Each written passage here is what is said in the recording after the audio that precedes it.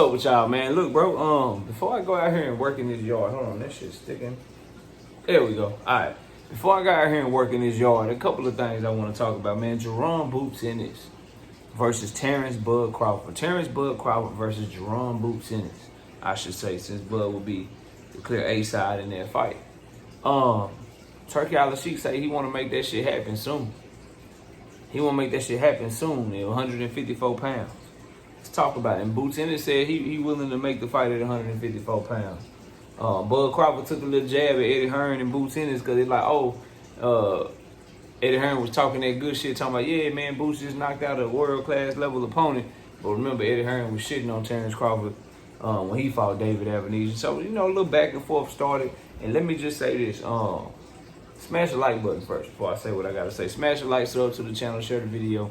Catch me live Monday, Wednesday, and Thursday night at 7:30. I'm also live every Sunday morning with KQKC. Sunday mornings at 9 a.m. Central Time. And join the channel as a member. Drop super chats and super thanks when you come by the live streams and videos that we do. All right, now let's get into it. Look, bro, so Terence Crawford and Jaron Boots Ennis will be a phenomenal fight, right? It's one that I really want to see. Number one, though, Terence Crawford got Israel Madrimov problems. He got to take that man seriously. He got to get through that opponent. And he has to look good doing it. You know, you can't afford to have a lot of slippage. And then for Jaron Boots Ennis, you stay active. You know, if y'all can make the Boots and Bud fight, great. But Bud Crawford's been fighting once a year.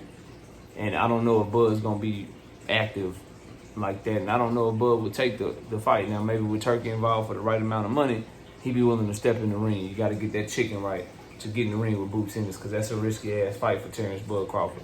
You got a lot of people saying Boots gonna watch Bud. You got a lot of people saying Bud gonna watch Boots. The two key things to me in this fight: number one, the experience of Bud Crawford, the ability of Bud Crawford is off the charts. And Boots Ennis put on a phenomenal performance against David Avenesian, but he got to be turned all the way on 10 against Bud Crawford. He got to be all the way aware against Bud Crawford, and he can't afford to take unnecessary risk, try to get too fancy in there, and get in there with David Avenesian. I mean, with Terence Bud Crawford, and take some of the same punches that he took against David Avenesian. And I don't think he will. I think he'll understand what's in front of him. I think he'll try to be sharper in the fight. But that's Bud Crawford at the end of the day. And if you make a mistake, he's going to tax your ass. And he's long and rangy, just like you long and rangy. Boots is the faster fighter, the quicker fighter, the more explosive fighter. But Bud Crawford is the more savvy fighter, and he got outstanding fucking timing, bro. Some unworldly ass timing. So we'll see if they're ever able to get in the ring. And for Bud Crawford, the thing is, so for Boots, you got to worry about the amount of punishment that he take, his youth and aggression being used against him, and Bud Crawford catching him clean, hurting him, and ending the fight, because we know Bud is one of the best finishers in boxing. Boots got to be turned all the way on in that fight in terms of making sure that he is fucking locked in, bro, against somebody like Bud Crawford. For Terence Bud Crawford, the thing with him that you have to worry about, that you cannot ignore, the man's 37 years old. And if by the time him and Boots fight, he could be 37 and a half. He could be almost 38.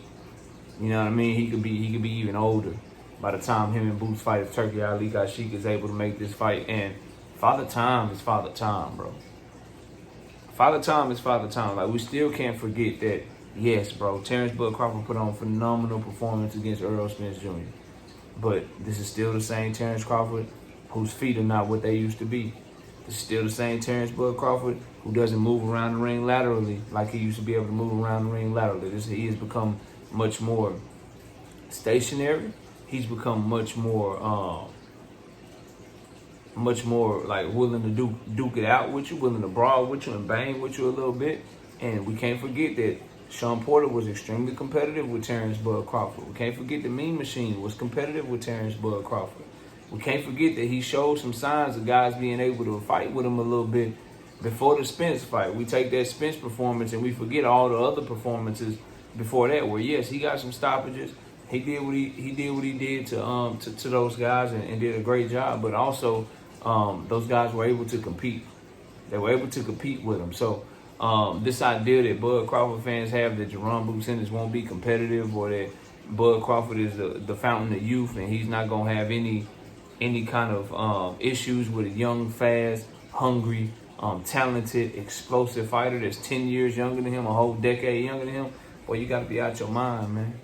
You gotta be out your mind. Terence Bud Crawford himself disagrees with you because he not only did he say the man is the truth or whatever, but he's asking for way more money to fight him than anybody else that you could think of, bro. He want more money to fight Boots than he getting to fight Madrimov. That lets you know how he views Boots right there. That lets you know how his team views that young man right there. We need way more money to fight him, but we'll fight this dude over here for less. It's the same thing with Canelo Alvarez. I'll fight Edgar Berlanga, or I'll fight Chris Eubanks Jr. for this. But if I'm gonna fight David Benavidez, I need this. I need this because he see the threat, bro. He sees the threat in David Benavidez, bro. That's just the truth, fam. And it's nothing wrong with that. It's nothing wrong with saying that, bro, because it's true. These young, hungry lions ain't shit to play with, and these older fighters know that you could get in that ring and a motherfucker could make you look old. You could get in that goddamn ring. Terence Crawford could get in that ring with Jaron Boots Ennis, feeling good, feeling like he got everything up under him, and then all of a sudden, like, God damn, he way faster than me. Damn, he's sharper than me. What the fuck is going on? I usually hit motherfuckers with that. I can't hit him. The fuck is going on? He see everything. Like, it could happen, bro. We've seen it happen plenty of times in boxing. The old aging champion gets in there with the young hungry lion, and the young hungry lion go eat and go get that W. Let's not forget Jermaine Taylor, Bernard Hopkins as an example. Shit happens, bro. Shit happens. So we'll see if this comes to fruition. We'll see if both of these fighters can get in the ring and make this shit happen. But with Turki Ali got Sheik involved, it's definitely an opportunity because he's willing to pay guys. He's willing to do what he can to make the fight happen. Bud's gonna be fighting on the zone anyway. He's working with Turki. Eddie Hearn got a great relationship with Turki. Y'all make that shit happen, man. At the end of the day, if Boots lose to Bud Crawford, that shit don't hurt him in my book in no way, shape, or form. If Bud Crawford lose to Boots Ennis, that shit don't hurt him in my book in no way, shape, or form. It's no shame in either of them losing to the other one. Both of those guys are that good, in my humble opinion. Y'all let me know what y'all think. Comment below, smash a like, sub to the channel. I'll see y'all soon. Peace out.